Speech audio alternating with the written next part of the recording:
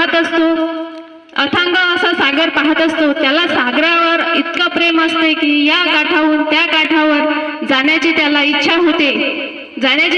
होते, पण त्या काठावर जाण्यासाठी त्याला काहीतरी उपकरण पाहिजे असते। त्यासाठी तो एक बाजूलाच उभा असलेला नावाडी त्याला दिसतो आणि नावाडी दिसताच तो नावाड्याजवळ जातो आणि नावाड्याला म्हणतो की बाबा रे, मला या काठाहून त्या काठावर जायचे आहे।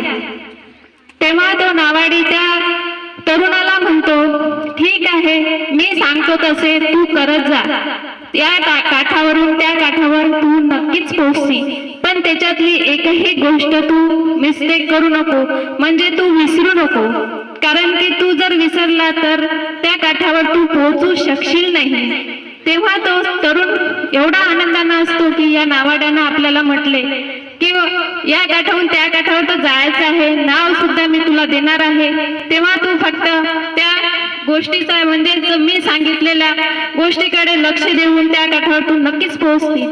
तेव्हा तो तरुण एवढा आनंदाच्या भरात असतो की तो त्या नावाड्याला सहज असं बोलून जातो, ठीक आहे, तुम्ही म्हणसाल तसेच करतो। तेव्हा तो नावाडी त्या तरुणाजवळ जातो आणि त्याला नाव देतो। तो तरुण पटकन त्या नावेमध्ये बसतो आणि त्याला सांगितलेले ज्या गोष्टी असतात नावाड्याने तो तसं करायला लागतो। त्याच्याजवळच एक वलय असते, ते वलय सगळ्यांनाच माहीत आहे, नावाड्याच्या जवळ वलय असते, पाण्यामध्ये फिरवते तो तरुण तो वलय फिरवायला लागला, जोरात फिरत होता। असं करता करता खूप वेळ झाला, पण नाव तिथेच होते, म्हणजे ज्या किनाऱ्यावर थांबलेली होती त्याच किनाऱ्यावर नाव थांबलेली होती, त्या किनाऱ्यापासून ती थोडीशी सुद्धा हलली नव्हती। असं करून खूप वेळ झाला, तरुण खूप थकला, खूप वेळ झाल्यानंतर खूप थकवा त्याला जाणवायला लागला, संध्याकाळची वेळ होऊ लागली, तरीही नाव हे पुढे सरकली नाही, तिथेच थांबलेली होती, कारण की त्याचा फक्त आपण त्या किनाऱ्यावर पोहोचू एवढंच त्याला माहित असते। तो नाव जोराने वलय मारण्याच्या याच्यामध्ये असतो, खूप वेळ झाल्यानंतर तो थकून जातो, पण नावाड्याने त्याला सांगितलेले असते जेव्हा तू थकशील तेव्हा मला हाक मार। तेव्हा त्याला आठवते की नावाड्याने आपल्याला असं सांगितलं होतं की मला हाक मार म्हणून।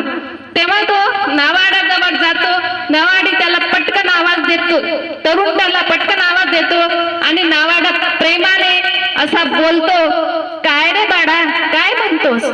तेव्हाच त्या तरुणाला असं वाटते की आपल्याला काहीतरी चुकल्यासारखं, पण त्याला त्याची चूक माहीत नसते की आपण कुठे चुकलो म्हणून। तर तो परत त्या नावाड्याला म्हणतो की बाबा रे, मी तर इथंच थांबलेला आहे, अजून मी पुढे गेलो नाही, मला त्या टोकावर जायचे होते। तेव्हा तो नावाडी प्रेमळ अशा शब्दामध्ये त्या तरुणाला म्हणतो, बाळा, मी तुला काय काय सांगितले होते हे तुझं लक्ष माझ्याकडे नव्हते, फक्त तुला या किनाऱ्याहून त्या किनाऱ्यावर जायचे होते, मी तुला सांगितले तसे तू केले नाही, कारण की नावाड्याने नाव हे दोरीने बांधलेली होती, बांधलेल्या दोरीला त्याने ते तरुणाने सोडले नव्हते, त्या तरुणाने ते नावाडीची नाव सोडली नव्हती। ते नावाडी म्हणजेच आपले जे आहेत कर्म ते आपण मायेने जोडलेले आहेत, मायेचे कर्म हे आपण कधी सोडले नाही, परमेश्वराच्या वचनानुसार आपण कधी वागलो नाही, म्हणून आपण कधीच या किनाऱ्यावरून त्या किनाऱ्यापर्यंत पोहोचणार नाही, हे आपण सर्वांनी लक्षात ठेवावे, कारण की परमेश्वराने सांगितलेल्या वचनामध्ये जे सांगितलेले वचन आहेत ते आपण कधीच पाठ करत नाही आणि त्याच्यानुसार कधीही वाचन केलेल्या वचनानुसार कधीही आपण चालत नाही, म्हणून आपण कधीच मोक्ष मार्गापर्यंत पोहोचणार नाही।